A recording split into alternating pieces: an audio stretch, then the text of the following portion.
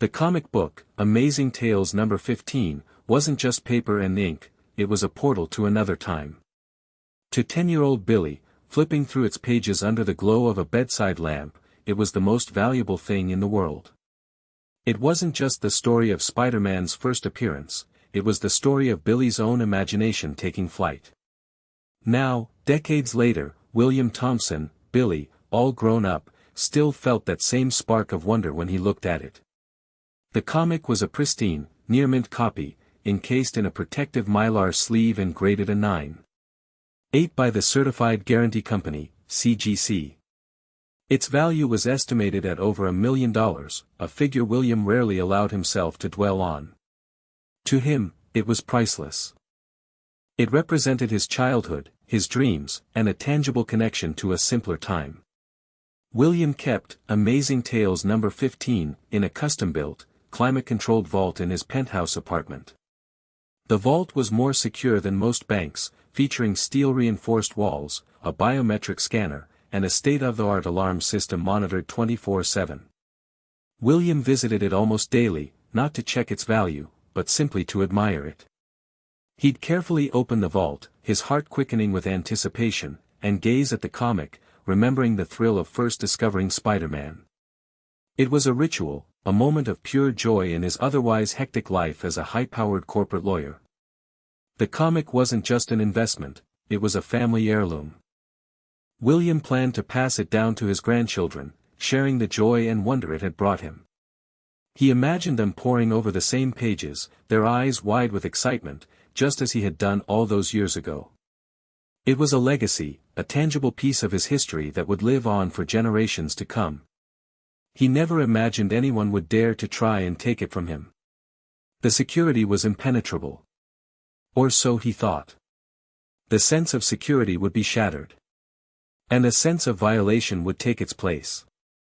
The theft would be a personal affront, a deep wound that would take a long time to heal. The vault itself was a marvel of engineering. Forget flimsy lockboxes, this was something ripped from the pages of a spy novel.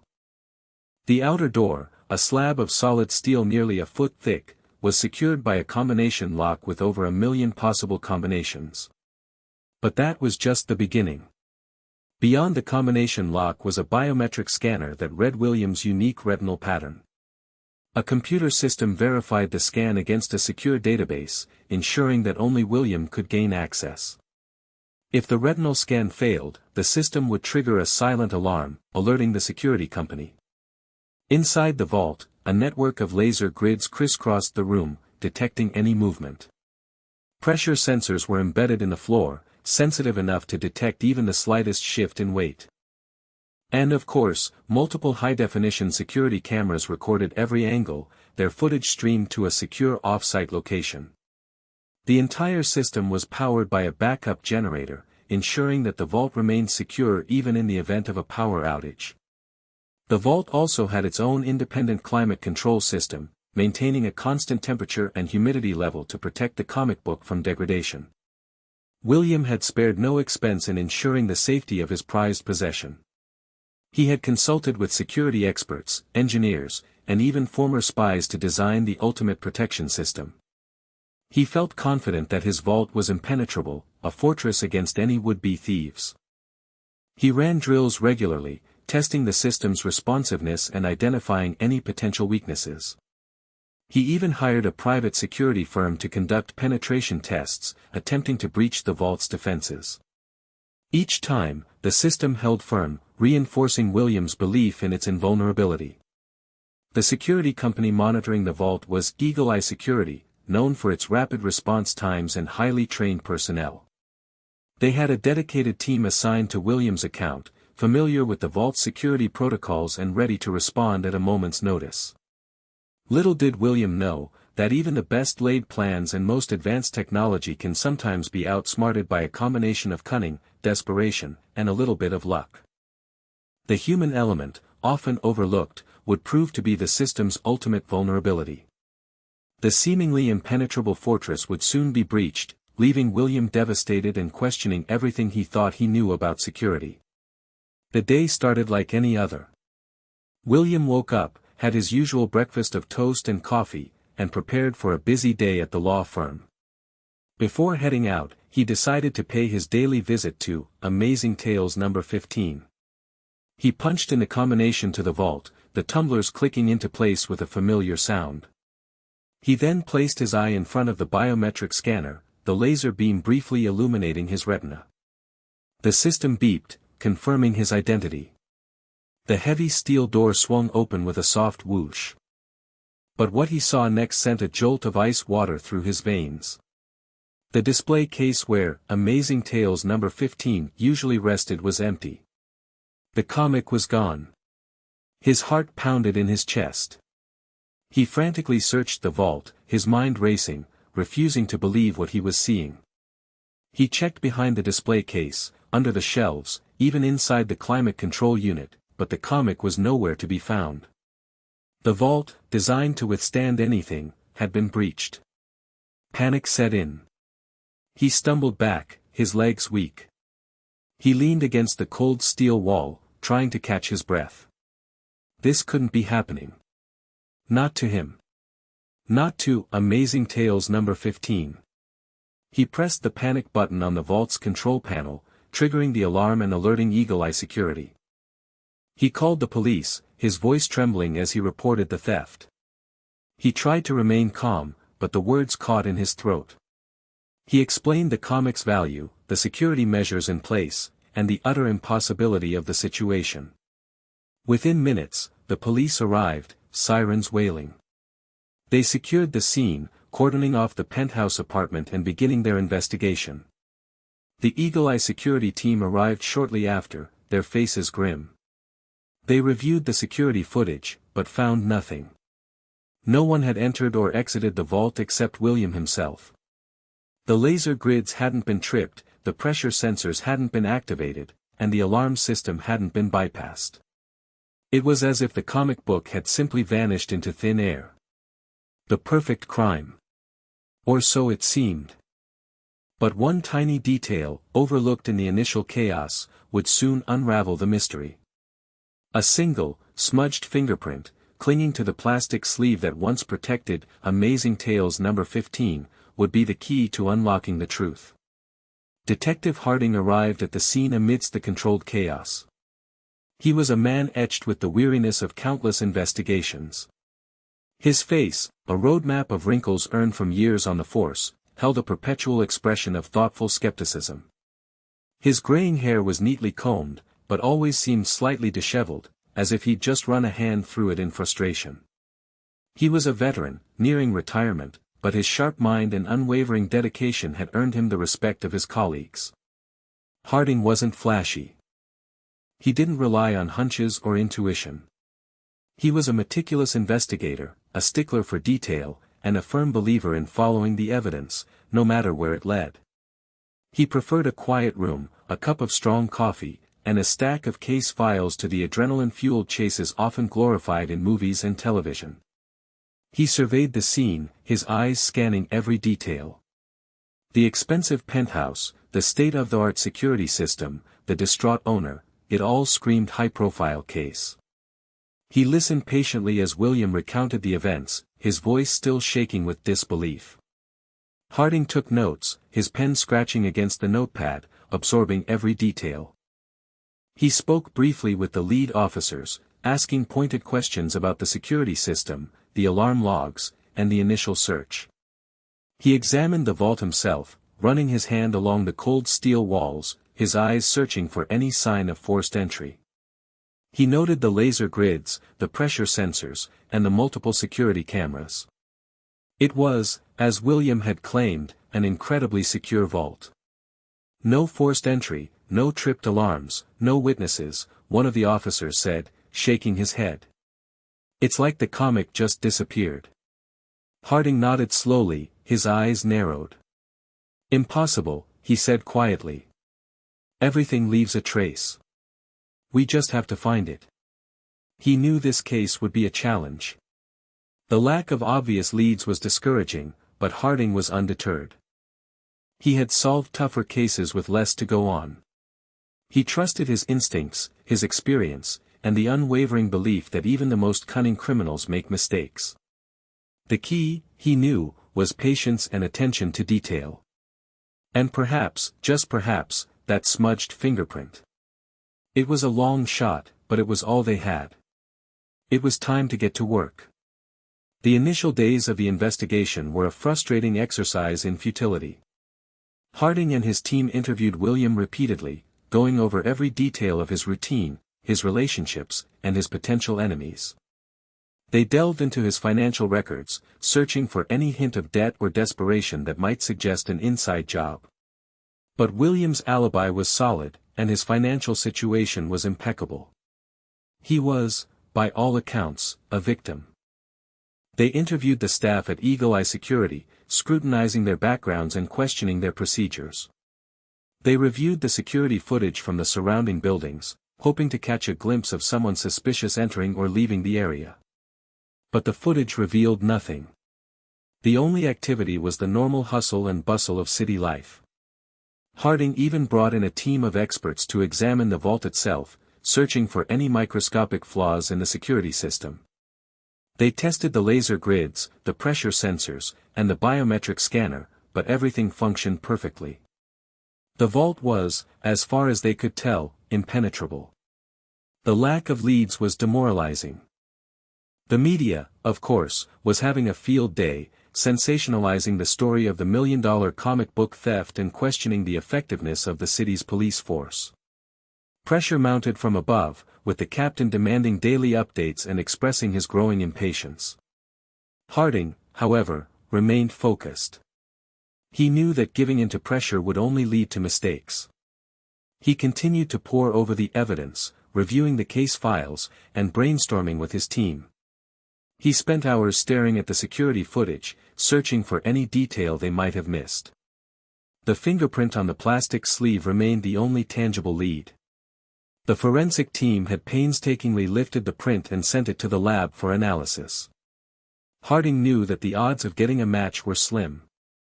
The print was smudged and incomplete, and the databases were notoriously unreliable. But it was all they had. He clung to the hope that it would be enough to break the case. He knew that somewhere, someone knew something. And he was determined to find them.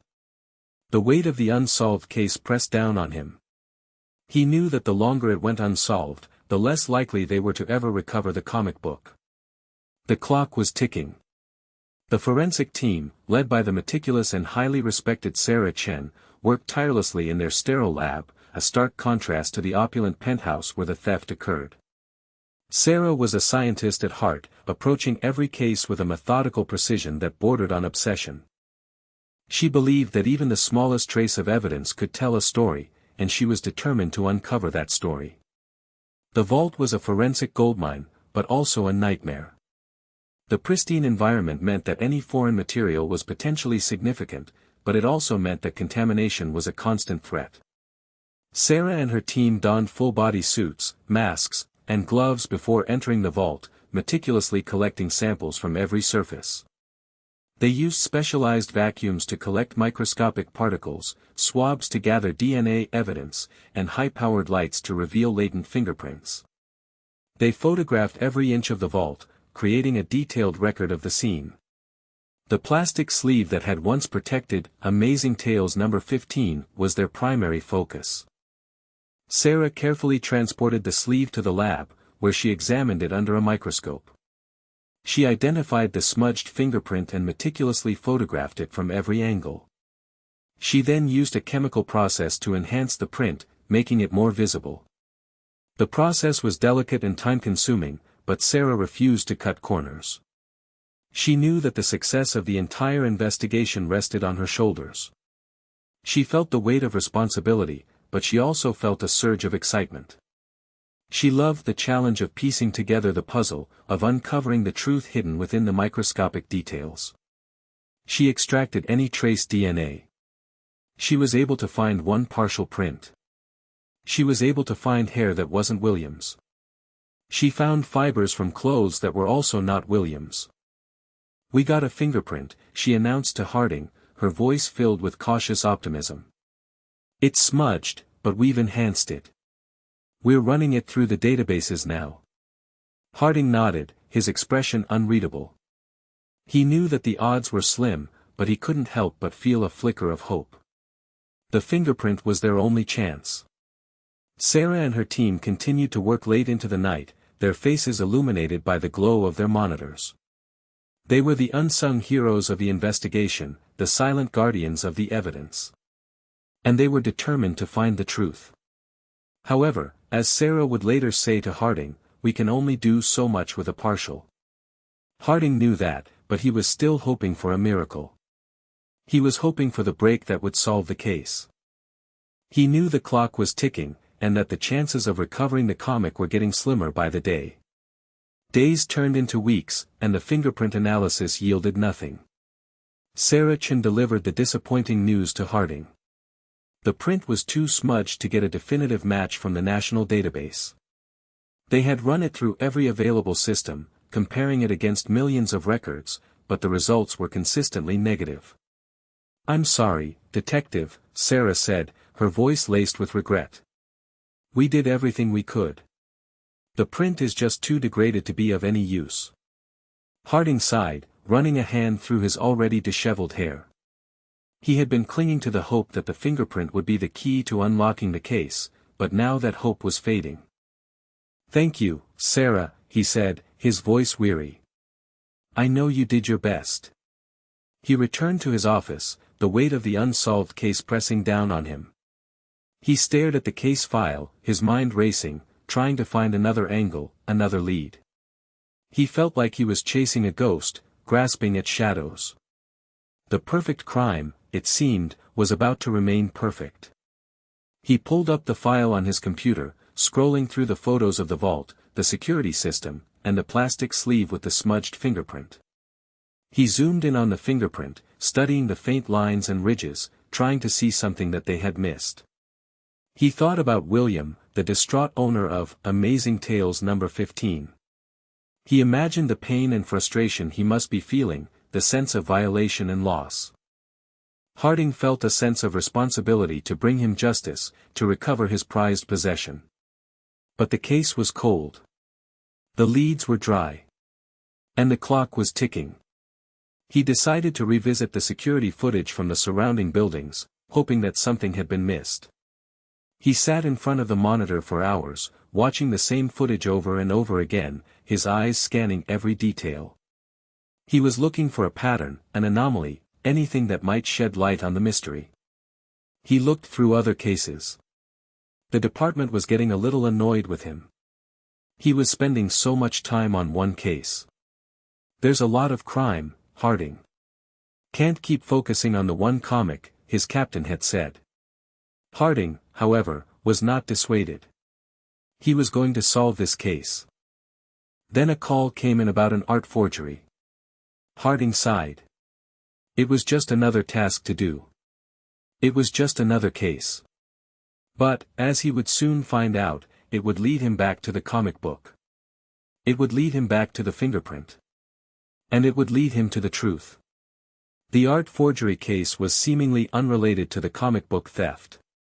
A local gallery owner had reported the sale of a fake Monet painting, a clever imitation that had fooled even the most experienced art collectors. The painting had been sold for a substantial sum, and the gallery owner was eager to recover his losses and apprehend the forgers. Harding, initially reluctant to take on another case, recognized the need to assist.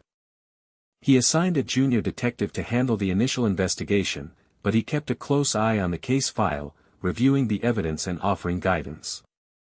As he delved into the art forgery case, Harding noticed a few peculiar details. The forgers were highly skilled, but they were also surprisingly careless.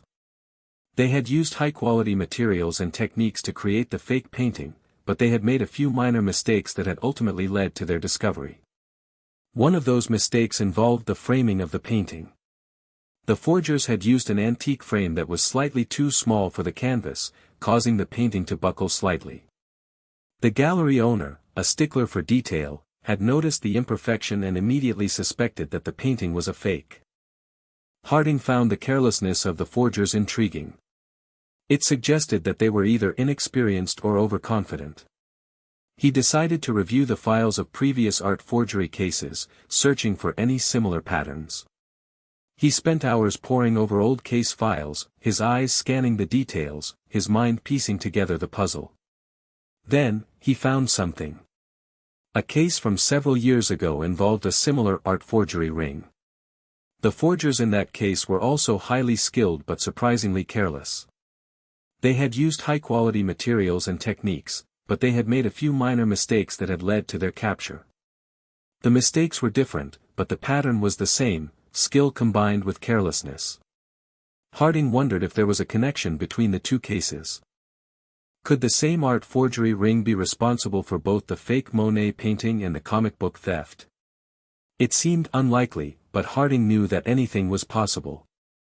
He decided to take a closer look at the evidence in both cases, searching for any common threads.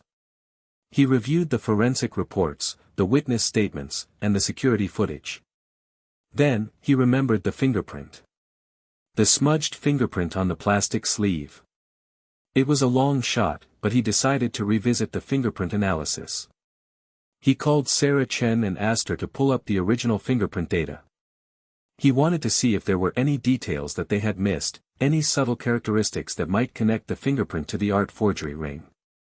It was time to look at the fingerprint again. Before Harding had asked Sarah to pull the files, the fingerprint analysis had been a long and tedious process. Once the print was enhanced, Sarah's team had uploaded the image to the Automated Fingerprint Identification System, AFIS, a national database containing millions of fingerprints collected from criminal records, government employees, and other sources. The AFIS system uses sophisticated algorithms to compare the uploaded fingerprint against the millions of prints in its database, searching for potential matches. The system analyzes the unique characteristics of each fingerprint, including the patterns of ridges, loops, and whorls, as well as the locations of minutiae points, such as bifurcations and ridge endings. The process typically takes several hours, and the results are often inconclusive. The AFIS system generates a list of potential matches, ranked by their similarity to the uploaded fingerprint. However, it is up to a human examiner to review the potential matches and determine whether there is a definitive identification. In the case of the smudged fingerprint from the comic book sleeve, the AFIS system had generated a list of several potential matches, but none of them were a close enough match to warrant further investigation. The smudging had distorted the fingerprint, making it difficult for the system to accurately identify the unique characteristics. Sarah's team had also manually compared the fingerprint against a smaller database of local criminals, but that effort had also yielded no results.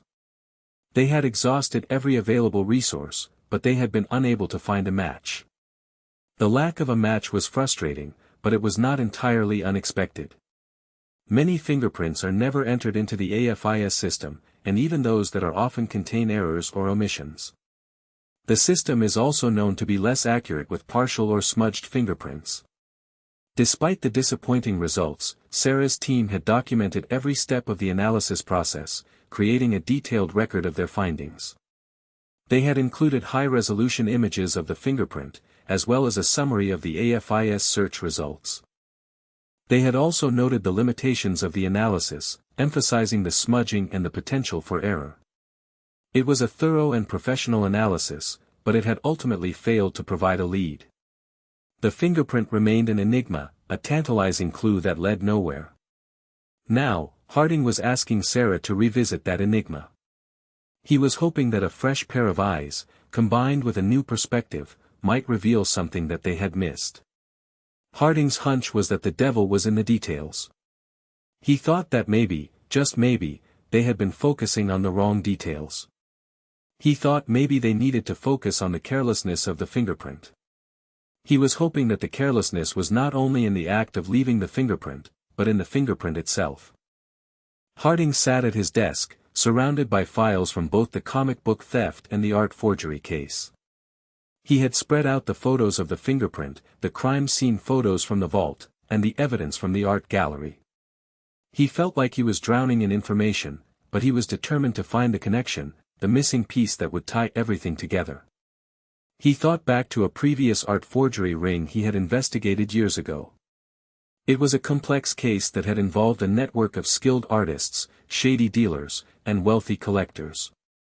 The forgers had been meticulous in their work, creating near-perfect imitations of famous paintings. But they had also been arrogant and reckless, taking unnecessary risks that had ultimately led to their downfall. Harding remembered one particular member of the ring, a young artist named Danny Carter. Danny was a talented painter, capable of perfectly replicating the styles of the masters. But he was also a drug addict with a gambling problem. He was always in debt, and he was prone to making impulsive decisions. Danny had been responsible for creating many of the fake paintings that had been sold by the ring. He had been meticulous in his work, paying close attention to every detail. But he had also been careless, leaving behind traces of his DNA and fingerprints on several of the paintings.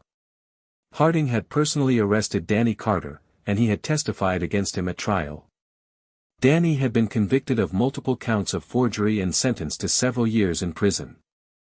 Harding wondered if Danny Carter was involved in the current art forgery case. He checked Danny's prison records and discovered that he had been released on parole a few months earlier. He also learned that Danny had a history of working with other criminals, including burglars and thieves. A thought occurred to Harding. Could Danny Carter be responsible for both the art forgery and the comic book theft? It seemed far-fetched, but Harding couldn't dismiss the possibility. Danny had the skills and the motivation to pull off both crimes. He was a talented artist with a history of recklessness, and he was always in need of money. Harding looked at the old file on Danny Carter. He looked at Danny's picture. He thought maybe, just maybe, he should show the picture to Sarah. He should show the picture and ask if any of the minutiae points matched what they could see of the print. It was a long shot, but Harding was running out of options. He knew that he had to explore every possibility, no matter how unlikely it seemed. He was determined to bring justice to William Thompson, and he wasn't going to give up until he had solved the case. Harding spent the next several hours meticulously reviewing the old case files from the Danny Carter art forgery ring. He focused on the details of their methods, their techniques, and their mistakes. He wanted to understand how they operated, what motivated them, and what ultimately led to their downfall. As he read through the files, Harding noticed a familiar pattern. The forgers were highly skilled in their craft, capable of creating near-perfect imitations of famous paintings. But they were also surprisingly careless, making a series of small mistakes that had eventually unraveled their entire operation. They had used high-quality materials and techniques, but they had failed to properly secure their workshop, leaving it vulnerable to discovery. They had communicated with each other using unsecured channels, allowing the police to intercept their messages. And they had left behind traces of their DNA and fingerprints on several of the paintings. Harding realized that the carelessness of the forgers was not simply a coincidence. It was a fundamental part of their personality. They were so focused on the artistry of their work that they neglected the practical details of their criminal enterprise. They were arrogant and overconfident, believing that their skills were enough to protect them from detection. Harding saw the same pattern in the current art forgery case. The forgers had created a clever imitation of a Monet painting, but they had made a few small mistakes that had led to their discovery. They had used an antique frame that was slightly too small for the canvas, and they had failed to properly vet their buyer, who turned out to be an undercover police officer. The pattern was undeniable. The same combination of skill and carelessness that had characterized the Danny Carter art forgery ring was present in the current case. Harding was convinced that there was a connection. He picked up the phone and called Sarah Chen. "Sarah, I need you to pull up the original fingerprint data from the comic book theft," he said. "I want you to compare it to the fingerprints of Danny Carter." Sarah hesitated. "Detective, we already ran the fingerprint through the database. There was no match." "I know, Sarah," Harding said. "But I want you to look at it again. I want you to focus on the minutiae points, the small details that might have been overlooked. I think there's something there." Sarah agreed to pull up the data, but she was skeptical. She had already spent hours analyzing the fingerprint, and she didn't believe that there was anything new to be discovered. But Harding was insistent. He trusted his instincts, and he knew that he was on the right track. He was determined to solve this case, and he wasn't going to let anything stand in his way. He felt a sense of urgency. He knew that the longer the comic book remained missing, the less likely it was that they would ever recover it. He was running out of time, and he knew that he had to act fast. It was time to focus on the fingerprint again. It was time to focus on Danny Carter. Sarah, still skeptical, pulled up Danny Carter's fingerprint records and the enhanced image of the smudged print from the comic book sleeve. She placed them side by side on her computer screen, zooming in on the minutiae points, the bifurcations, ridge endings, and other unique characteristics that define a fingerprint. She started with the most obvious points, the ones that were clearly visible despite the smudging. But there were no matches. The ridge patterns were different, the locations of the minutiae points were different, and the overall impression was that the two fingerprints were from different people. She was about to give up when Harding called her. "Sarah, are you seeing anything?" he asked, his voice filled with anticipation. "No, Detective," Sarah said. "I'm sorry, but there's no match. The fingerprints are clearly from different people." Harding paused for a moment, his mind racing. He knew that he was on the right track, but he couldn't explain why the fingerprints didn't match. Then, he remembered something. He remembered Danny Carter's carelessness, his tendency to overlook the small details. "Sarah," Harding said. "Focus on the unusual ridge details. Look for any unique or atypical characteristics. Maybe something that wouldn't normally be considered a match." Sarah was puzzled by Harding's request, but she trusted his instincts. She went back to the fingerprints and started to examine them again, this time focusing on the unusual ridge details. She looked for any breaks in the ridges, any unusual patterns, or any other anomalies that might set the fingerprint apart. Then, she saw something. A small, almost imperceptible break in one of the ridges. It was so faint that she had almost missed it, but it was there. She zoomed in on the break and compared it to Danny Carter's fingerprint. And there it was. The same break in the same location. Sarah's heart skipped a beat. It was a long shot, but it was a match. She started to examine the other ridges, looking for more matches. And she found them. Several other unusual ridge details that were present in both fingerprints. "Detective," Sarah said, her voice trembling with excitement. "I think I've got something. There are several unusual ridge details that match Danny Carter's fingerprint." Harding's face lit up. "Are you sure, Sarah?" he asked. "Are you absolutely sure?" "Yes, Detective," Sarah said. "I'm sure. It's not a perfect match, but there are enough similarities to warrant further investigation." Harding felt a surge of adrenaline. He had finally found the connection that he had been searching for. He knew that he was one step closer to solving the case. It was time to bring in Danny Carter. It was time to get some answers. Harding and his team brought Danny Carter in for questioning. Danny, a wiry man with nervous eyes and a perpetually fidgeting demeanor, initially denied any involvement in either the art forgery or the comic book theft. He claimed he was trying to turn his life around after prison, focusing on his art and staying out of trouble. Harding wasn't buying it. He knew that Danny was a skilled liar, capable of deceiving even the most experienced interrogators. He pressed Danny, showing him the fingerprint analysis and highlighting the matching ridge details. Danny remained adamant, claiming that the similarities were coincidental. Harding changed tactics. He talked about Danny's talent, his potential, and the waste of his life that had led to his imprisonment. He appealed to Danny's sense of pride, suggesting that he was too good to be involved in petty crime. Danny seemed unmoved. He continued to deny any involvement, sticking to his story.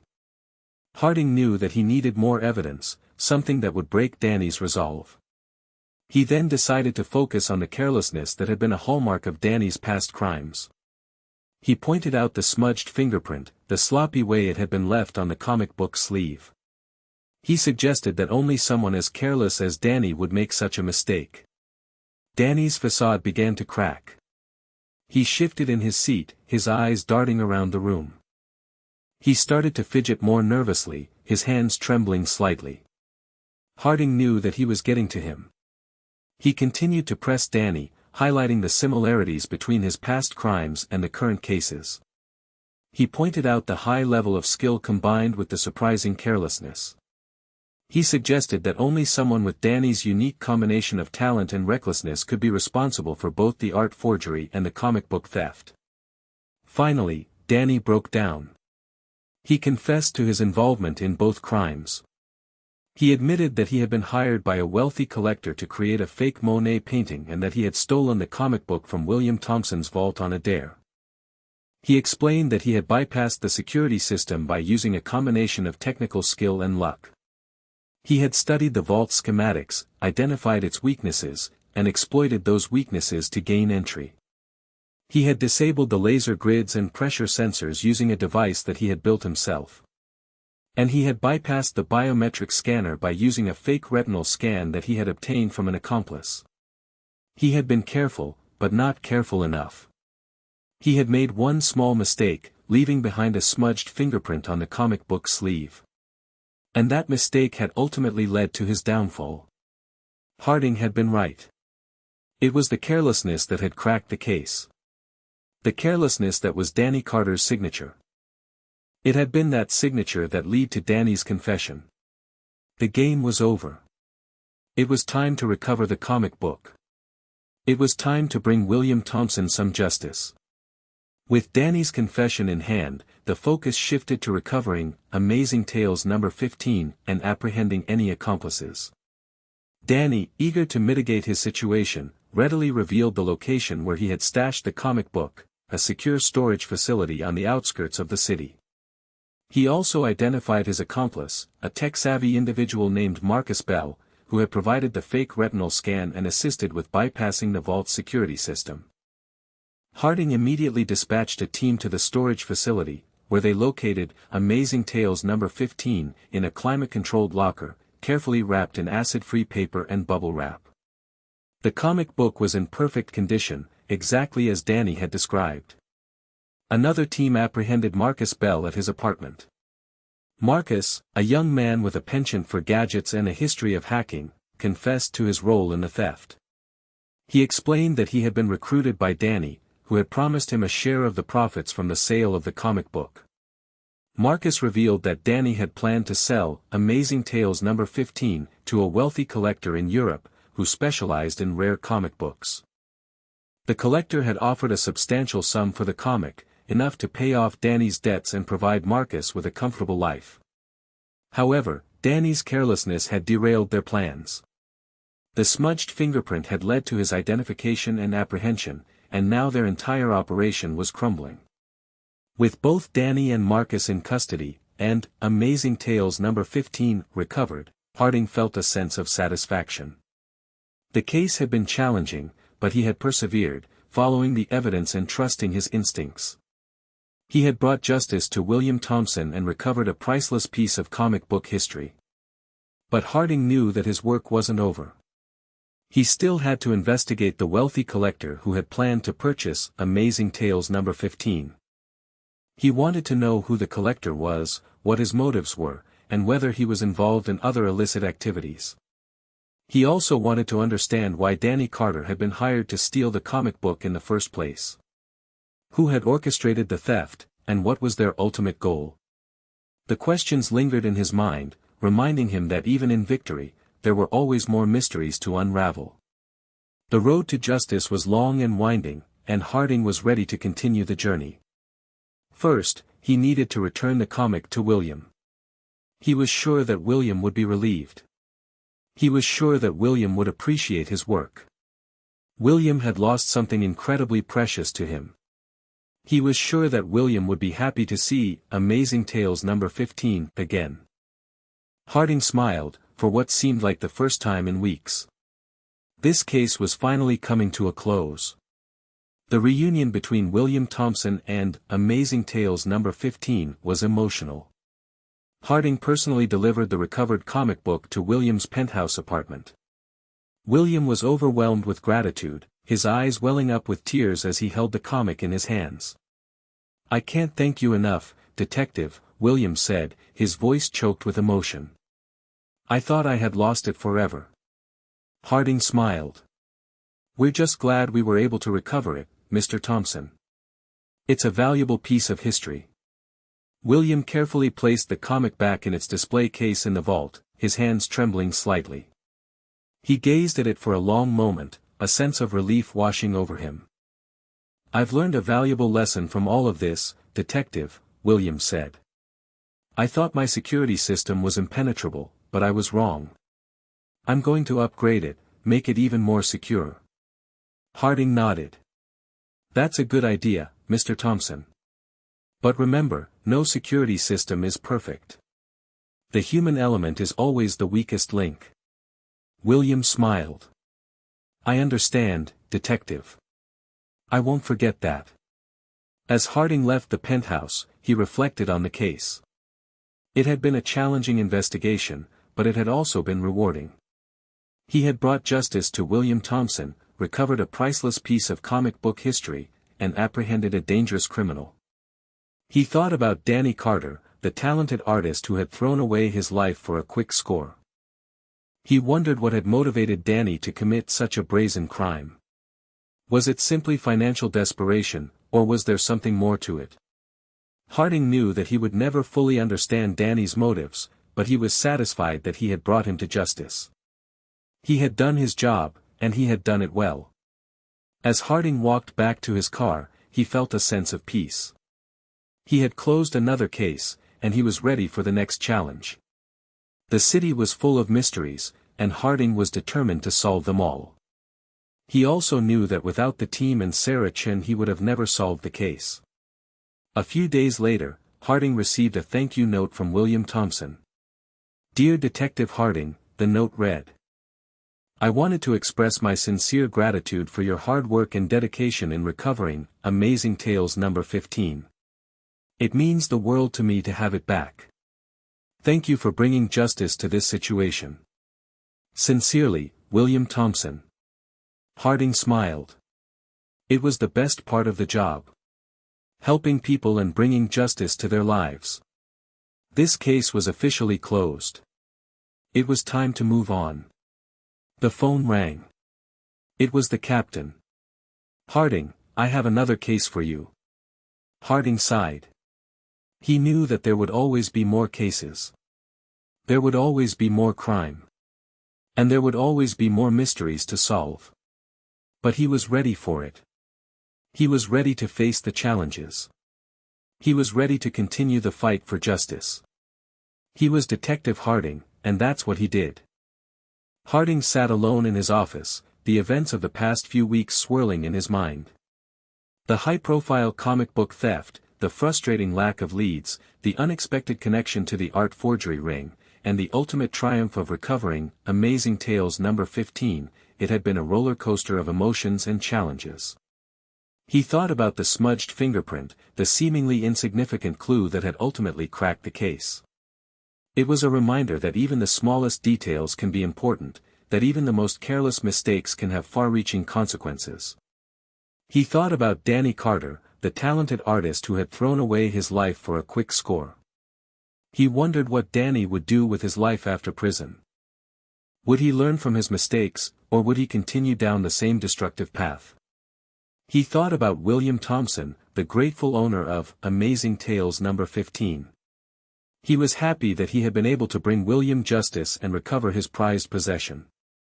He knew that the comic book was more than just a valuable object to William, it was a symbol of his childhood, his dreams, and his connection to the past. Harding realized that his job was more than just solving crimes.